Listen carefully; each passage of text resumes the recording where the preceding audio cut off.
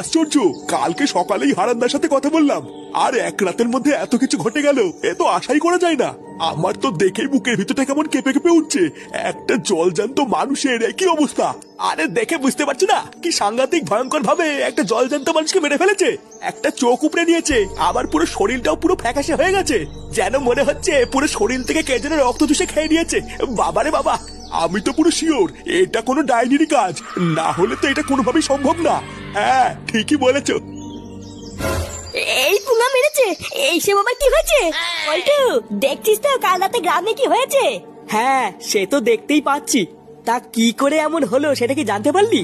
না রে পল্টু, তেমন কিছু জানা যায়নি, তবে গ্রামের সবাই বলছে এটা নাকি কোনো ডাইনির কাজ। ভালো করে তাকিয়ে দেখ, মনে হচ্ছে গলার কাছে কে যেন কামড় দিয়ে সব রক্ত চুষে নিয়েছে। এই যে চোদনা শুধু কি রক্ত চুষেছে নাকি, চোখের লেওড়া তো তুলে নিয়ে গেছে। এই যে না বলে না, এই সিনে আমি দেখতে পাচ্ছি না। উড়ি পল্টুদা, ব্যাপারটা দেখে কি বুঝলা? এটাই বুঝলাম যে এইরকম ঘটনা কিন্তু আমাদের গ্রামে এর আগে আরো অনেকবার ঘটেছে, আর প্রতিবারের মতন এই ঘটনাটাও কিন্তু কোনো সাধারণ ঘটনা না। এই ব্যাপারটা নিয়ে আমাদের সবাই মিলে একটু গ্রামের মোড়লের বাড়িতে যেতে হবে, বুঝলি? তারপর আলোচনা করে দেখতে হবে